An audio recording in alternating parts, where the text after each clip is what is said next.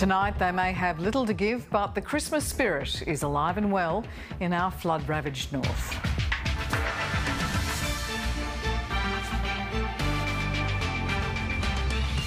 More properties lost as crews battle to control bushfires across Western Australia. The UN Security Council passes a resolution calling for the large-scale delivery of aid into Gaza. And the Queensland paramedic helping Santa reply to his letters. Good evening, Ellen Fanning with ABC News. Some residents of flood-ravaged far north Queensland may have little to give this festive season, but their Christmas spirit is far from dampened. Victims are rallying together, preparing meals and wrapping presents for those in greater need. And as some towns in the region remain isolated, other parts of our state are bracing for wild weather in the coming days. Christmas cheer in the face of adversity.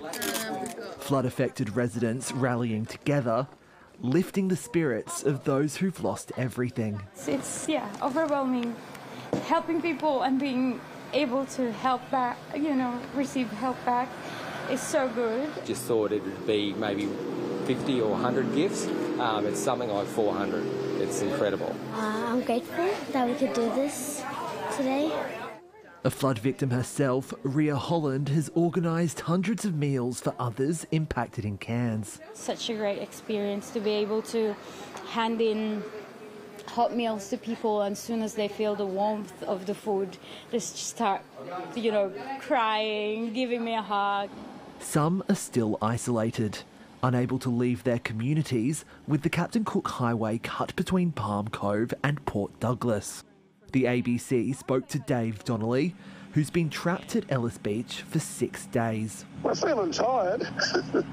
I don't feel like it's Christmas, I can tell you that. In Port Douglas, bottled water a welcome sight after pipes were damaged by flooding on Tuesday. The taps are expected to be turned on again tonight. And we've had teams from all over the state here working with our crews as well to ensure that this is being fixed as quickly as possible. And I can guarantee you they've probably done about 3 weeks' worth of work in a couple of days to get this done. On the western side of the Cape, floodwaters are peaking in Cowan-Yama.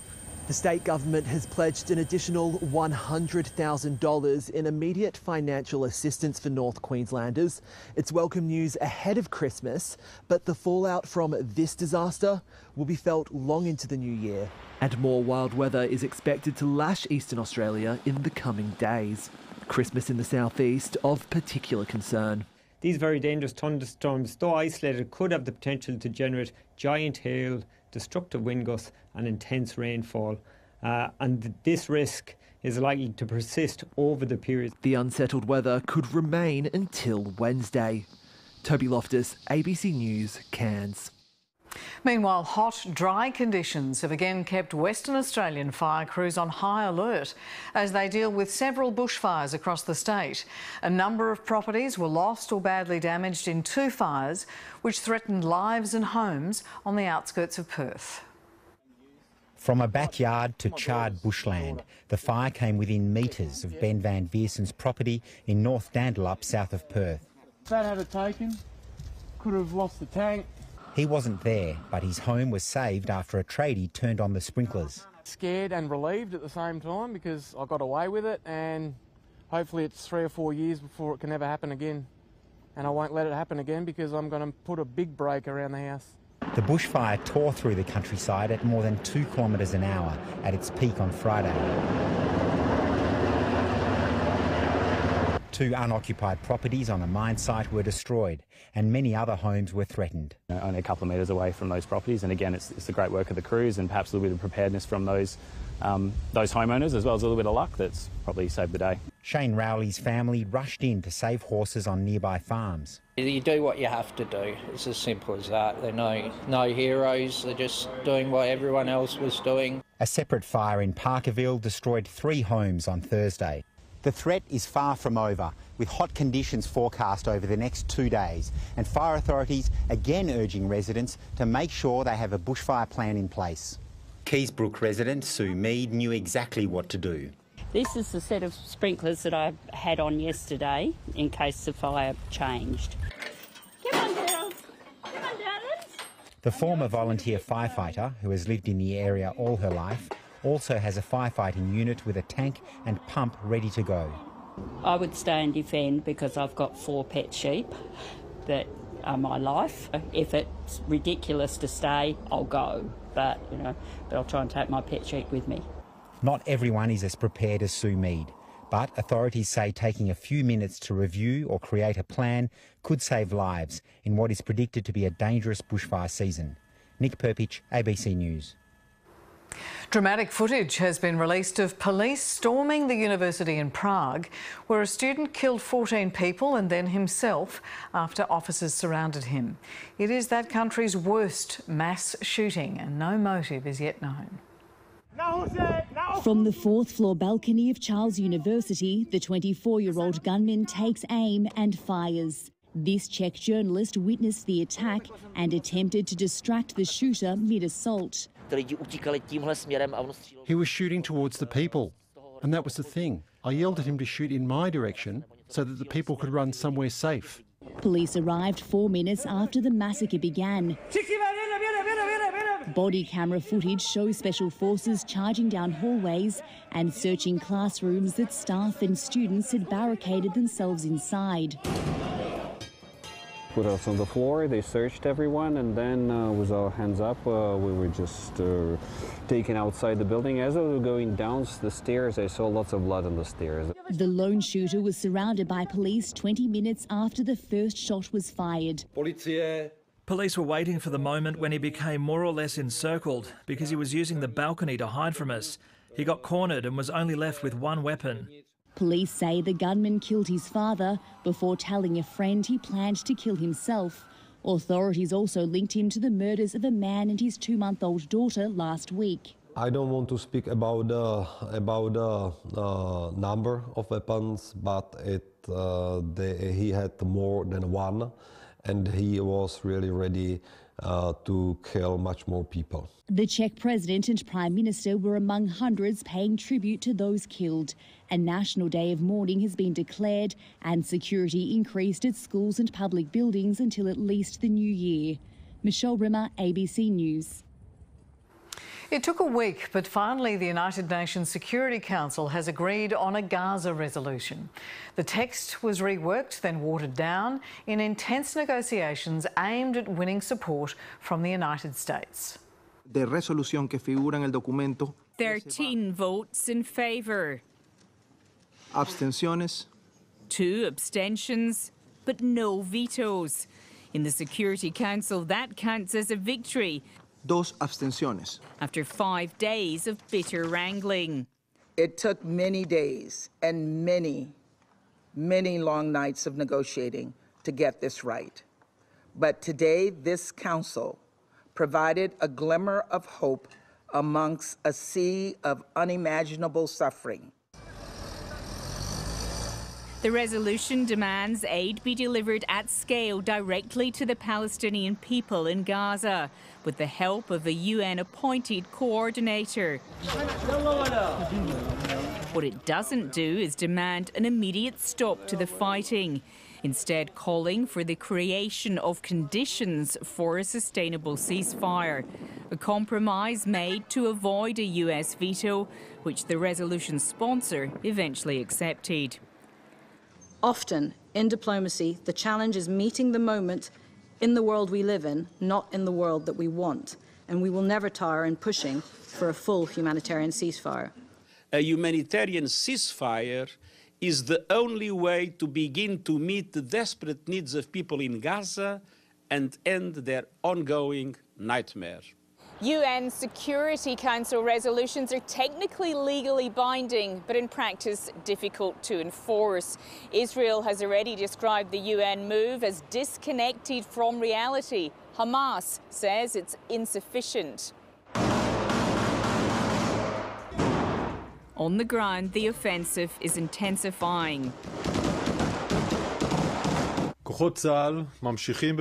Israeli forces continue the ground operation in Khan Yunis and at the same time preparing for the widening of the operation to additional areas in the Gaza Strip. it's hard to see how, under those conditions, more aid will make it into Gaza. Even if the one thing the world can agree on is how desperately it's needed.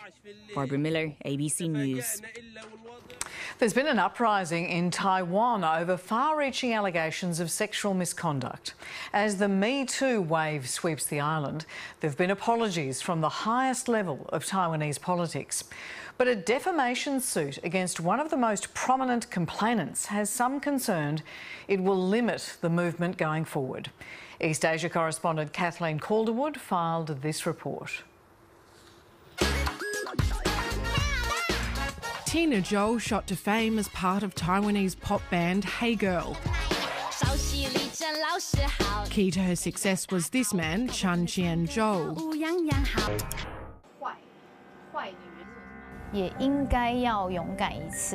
This issue has been on my mind for many, many years.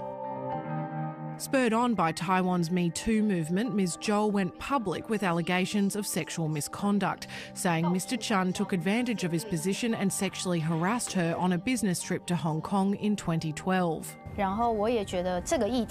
Many people are afraid to speak up, and I thought that maybe my experience could inspire those who lack the courage to speak up for themselves. Mr Chen denies the allegations and sued Ms Zhou for defamation.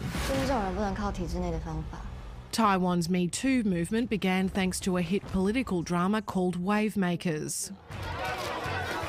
It inspired one woman to speak out about her experience of alleged sexual harassment while working for the ruling Democratic Progressive Party. The president issued an apology on behalf of the party, and several senior staffers resigned. Taipei councillor Hong Wan-jin, also a member of the DPP, supported several women from the city's parks office who'd been sexually harassed by a security guard over several years. They cried because they had sought help for months from various places, but nobody could properly assist them.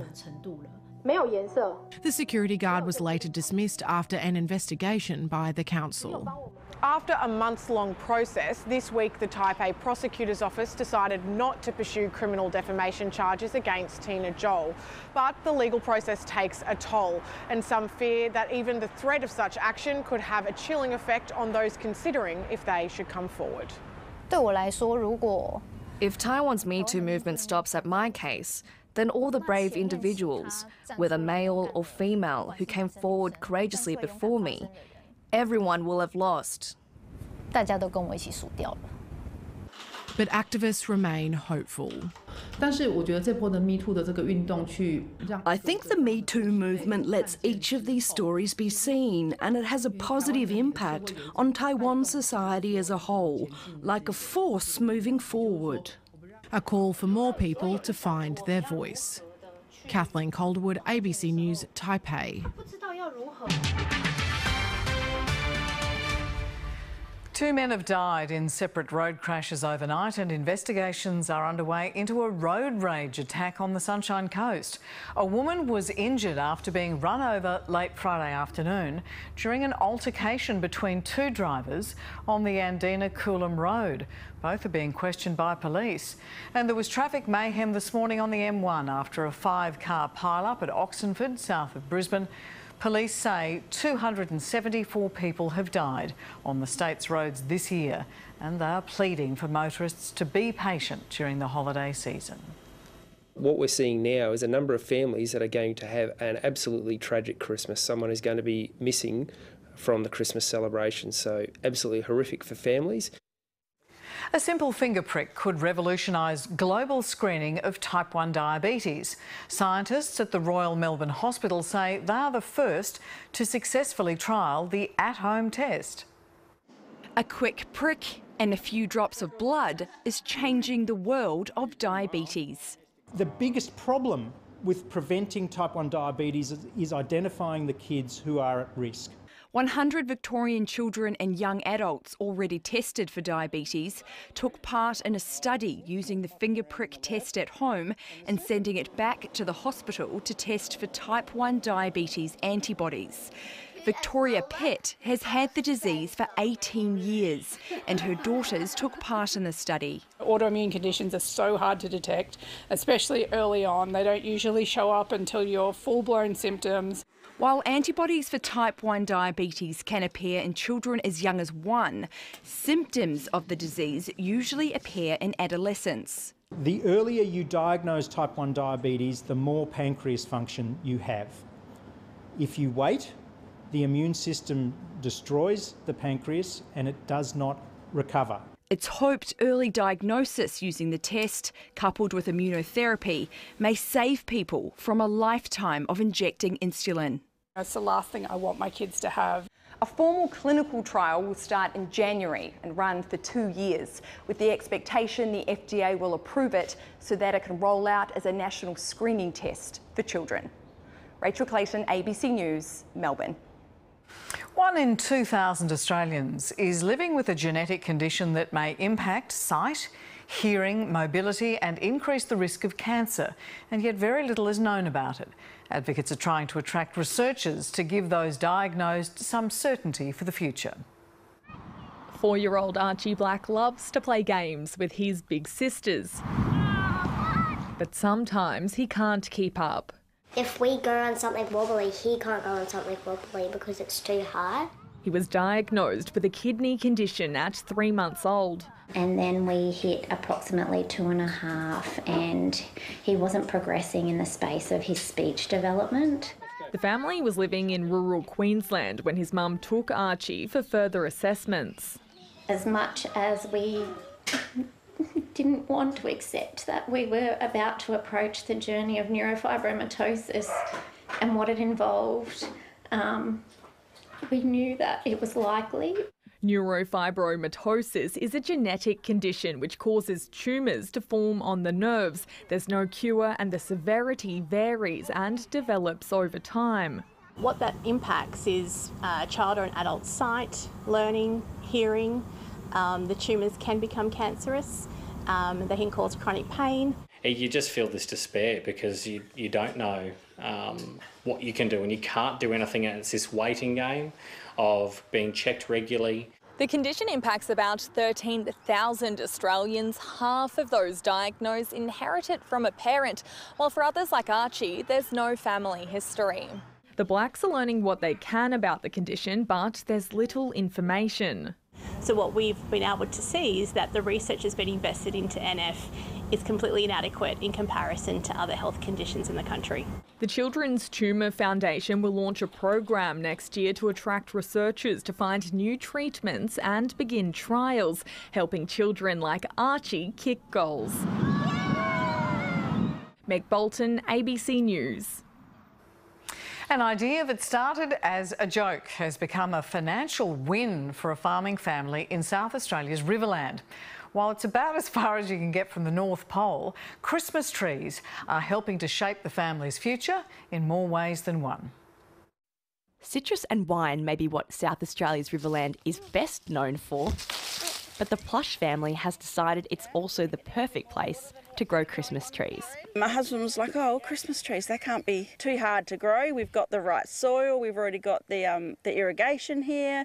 It's a new crop for the Plushes, who needed to adapt after seeing prices lower for their wine grapes and citrus. It's been a cost-effective exercise. There you go, got lots more out.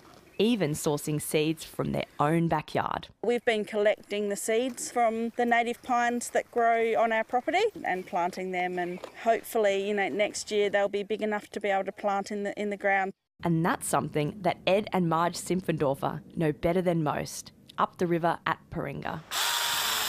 After nearly 2 decades, the couple is cutting the last of their Christmas crop to help the Plushes pick up the tradition. We've been here for about 15 years and really enjoying it, propagating the trees and growing them and having people come out to get their trees. And it's so exciting to see that someone else is starting it as well. While the Simpfendorfers are still in the festive spirit, they're also looking forward to putting their feet up. There she is. For the young farmers on the block, Ms Plush says it's a way for her family to enjoy the best of country life. These Christmas trees will take about 3 to 4 years to grow, but because they are harvested for a special season, their price is slightly higher and largely unaffected by the boom and bust markets that plague other crops. Keeping the magic of Christmas and farming alive. Eliza Burlage, ABC News, Renmark. It is the oldest church in the city of Sydney, with a tradition of music spanning 200 years. But the pipe organ at St James Church was past its prime, and plans were afoot to replace it with one from the United States. That was when disaster struck, until a groundswell of kindness and donations delivered its own Christmas magic. Thoughts of the old St James organ, faithful servant of 50 years, trigger a wry smile among those familiar with its quirks. The last organ was a little bit of a mongrel and lasted far longer than it should have. There are some memories of some extremely solemn moments in a church proceeding and the organ just making its own little honking sound. The historic Anglican Church searched far and wide for a more reliable replacement and landed in Lake City, Iowa. Dobson pipe organ builders had started work on the new St James organ in 2021 when disaster struck. Fire engulfed the US business while its owner was working interstate. By the end of the day, it was obvious that the shop would be a complete loss. Did you think it was going to be possible to get the project back on track? We had no idea what would happen. Local businesses offered Dobson space. Tools were replaced through fundraising and work on the St James organ started up again. We were really humbled and gratified by all the support. It's due to arrive in January, ahead of the bicentenary of the church's consecration. Once the new organ's pipes are in place, the job of completing this vast instrument won't be over. Each pipe will have to be individually tuned to ensure the sound is just right.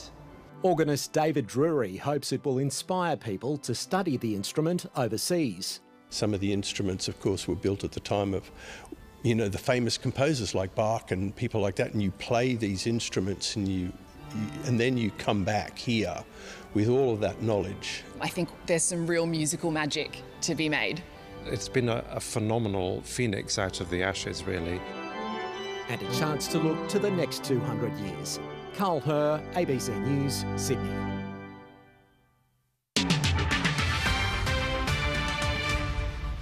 Sport now, and Pakistan's bowling stocks have been dealt another blow, with spinner Noman Ali ruled out of the remainder of the series against Australia.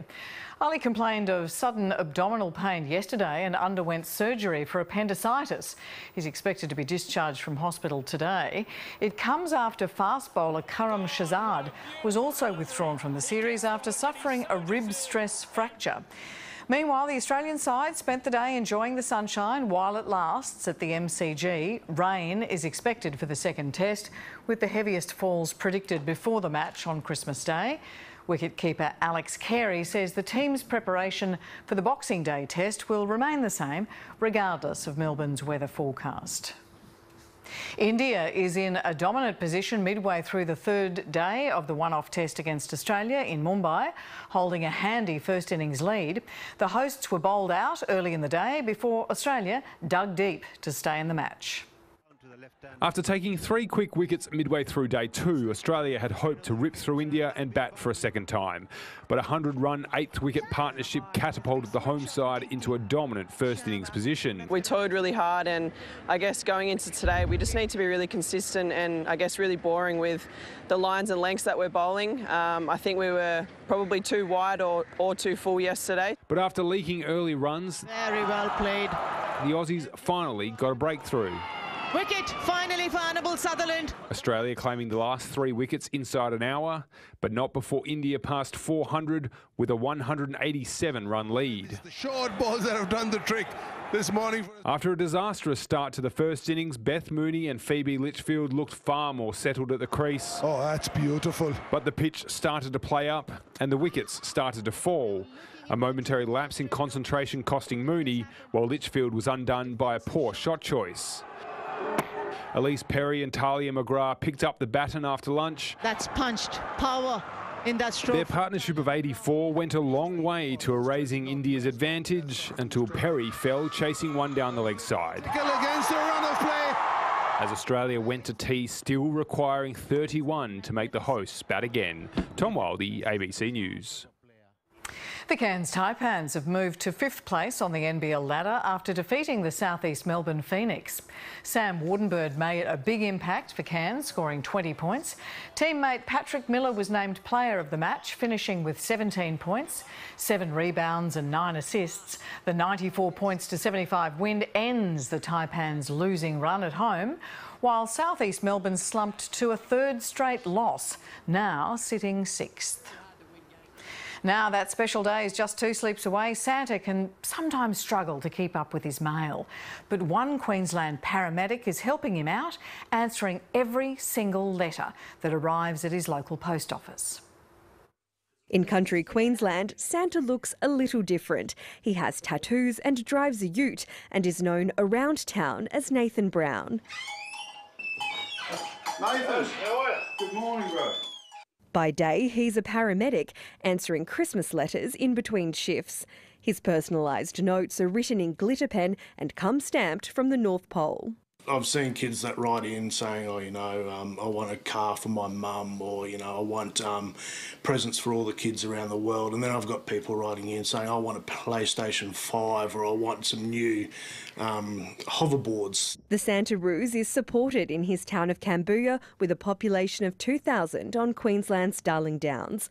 All the adults are in on it, including staff at the local post office, who've set up a Letters to Santa mailbox. His responses are returned through the regular mail service. It's just turned into the most wonderful little... You can sound a little bit cheesy when you talk about all the spirit and community and all that sort of thing, but just a little thing like this shows that it's real. It's an elaborate scheme, but one that's well worth it. We see a lot of bad things with the ambulance and fireys and police and that sort of thing. So sitting down and writing these letters back to kids, it sort of restores that faith in humanity, that there is some innocence and some good out there. A reminder of the good in the world at the end of a tough shift.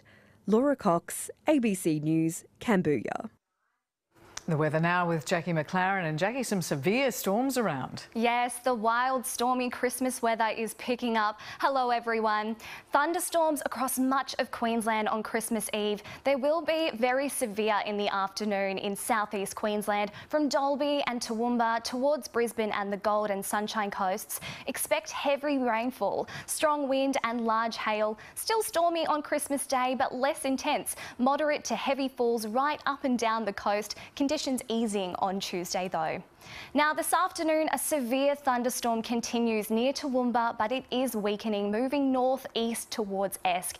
And Julia Creek was the hot spot today with 44 degrees and 41 for Birdsville. Cooler in Applethorpe though at 27 degrees. A top of 29 degrees in Brisbane, 31 in Ipswich and a cooler 27 on the Gold Coast. And the fish were biting across the state today. Janice and Laurie setting up 3 fishing rods, and John managed to capture this beautiful shot in Brighton. Thank you for the photos. Now onto the satellite and blue skies across most of the country. But for us, there's a low pressure trough across the interior and over most of the state. And the main activity is from Longreach to Charleville.